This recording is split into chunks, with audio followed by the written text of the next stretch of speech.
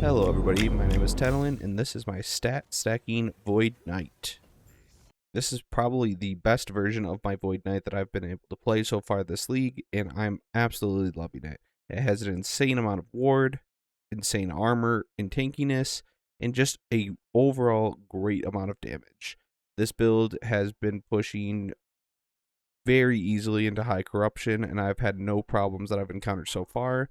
I'm going to continue to try to push this. My goal hitting 1,000 corruption.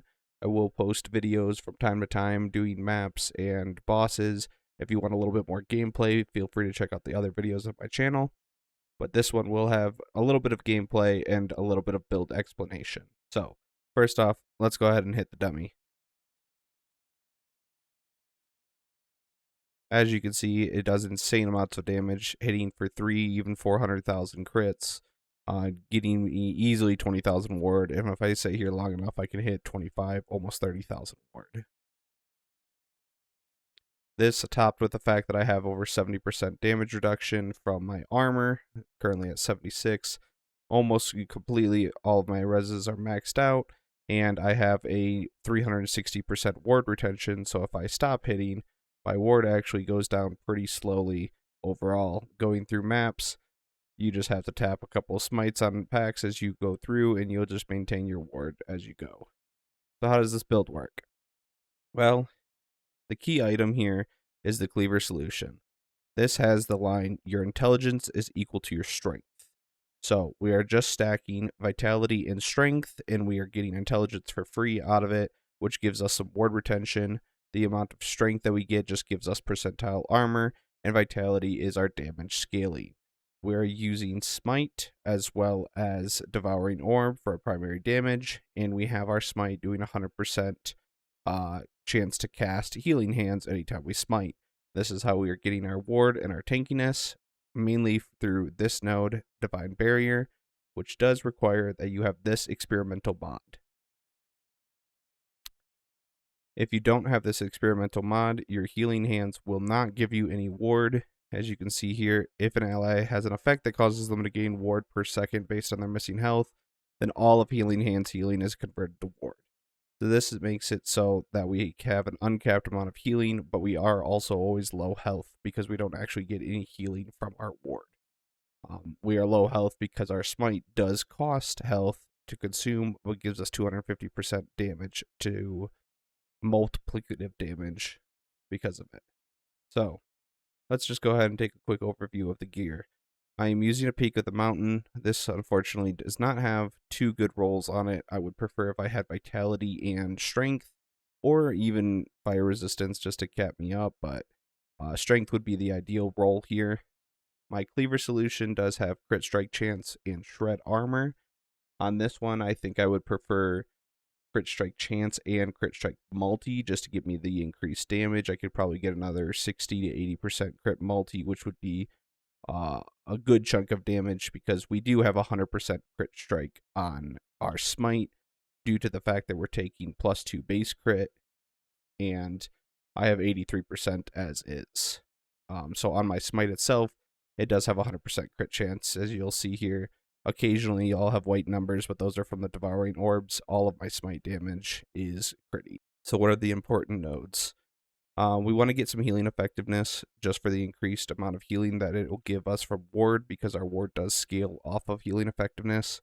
I get some on my amulet here, a little bit on my rings here and here, and I think that's all that I have.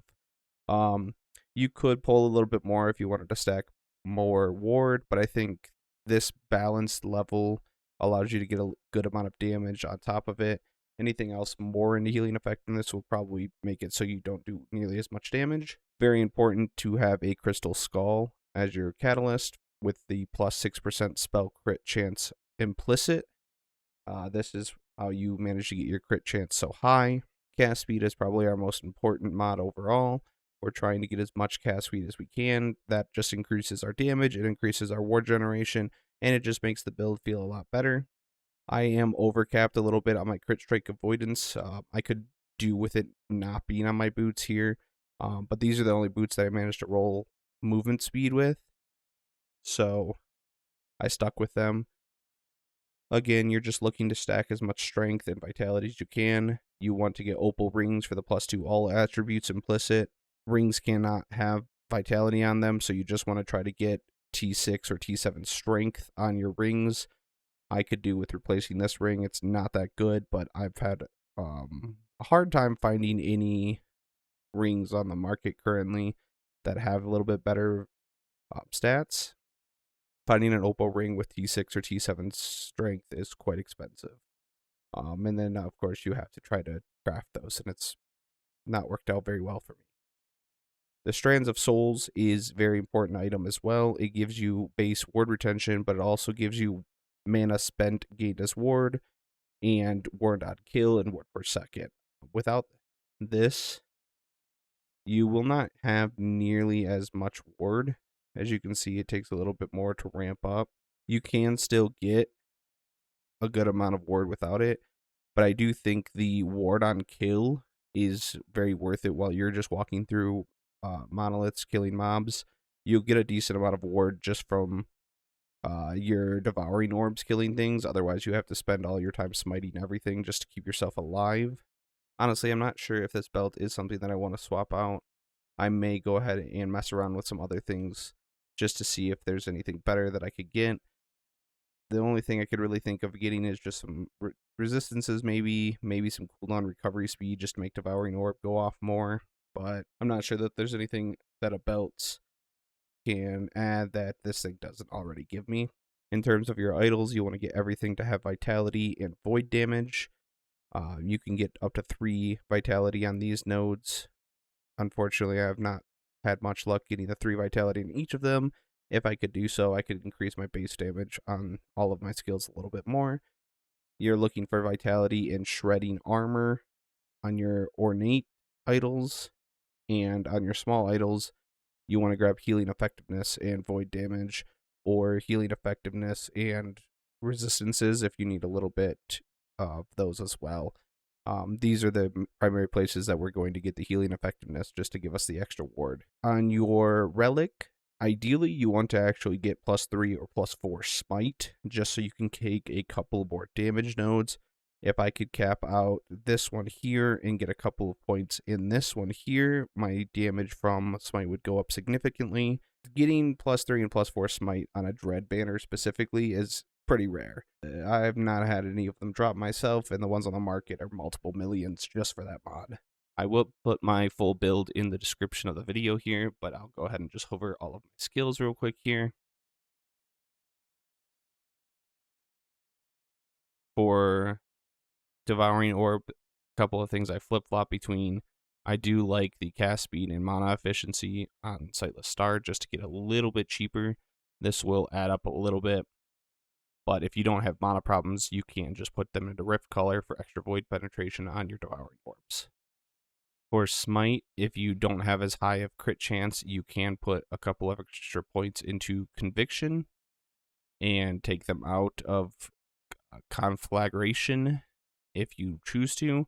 I do recommend making sure you have 100% crit chance just for the free extra multiplicative damage that you get. For Healing Hands, it's very, very important that you have all 4 points into the hands of Aurelis. This will make it so that every time you cast Smite, you will cast Healing Hands. This is the most important node for survivability next to Divine Barrier. Then you can kind of build around as you want. If you don't have mana problems, you can take 1 point out of here, put it into Urgent Healing. You get extra damage, and your Smite will deal some damage. Or I'm sorry, your Healing Hands will deal some damage. Take the lower mana cost, because even though you're having your Smite cast your Healing Hands, it still does cost mana. So you want to make sure that it doesn't cost too much, because you will end up having some mana problems as you go. And if you run into no mana, you will find yourself just dying.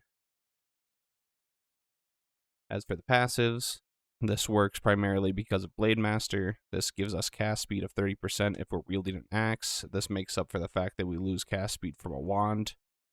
If you're having really big mana problems, you can put more points into Time and Faith, which will make it so your Smite will give you mana and health back. I find that 3 is a nice balance. I seem to be maintaining about 80% mana at all times if I have just 3 here. You want to just go ahead and grab Strength as you can, Vitality as much as you can, and Echo Chance is our primary node that we're trying to take from the Void Knight tree. We get 10 from here, 10 from here, and 10 from here. You want to grab the movement speed and void damage because the builds will just be better if you're running around faster. But here's the overall tree. And then, of course, for Paladin, we're just going to grab some attunement because that'll give us extra healing. And we do need to grab healing hands. If you are in my position and you're trying to improve the build a little bit further, you do want to just go ahead and continue getting as much stacking as you can. Getting flat armor instead of percentile armor like I have on this chest piece here is a better choice. Get flat armor because you have 4% increased armor for every strength point. I could do with a better base. I could get the Sentinel armor piece with plus 700 as the base armor. That would give me significant more damage reduction, but keep in mind that it does have diminishing returns and it can only go up to, I believe, 85%. But to get to 85%, you have to have like something like 15,000 or more. I would try to get around 8,000 to 9,000 armor that'll give you around 80-something% damage reduction, and we'll probably be able to complete as much corruption as you're looking to push. I'll go ahead and put up some videos of me doing some maps as well as doing some bosses, and I hope you enjoy this video. Feel free to let me know if you have any questions about the build or any suggestions that you would make to change it up. Thank you for watching, and if you did enjoy the content, please like and subscribe. I really appreciate it. I'm trying to get to 1,000 subscribers. Do appreciate all of your time, and thanks for watching.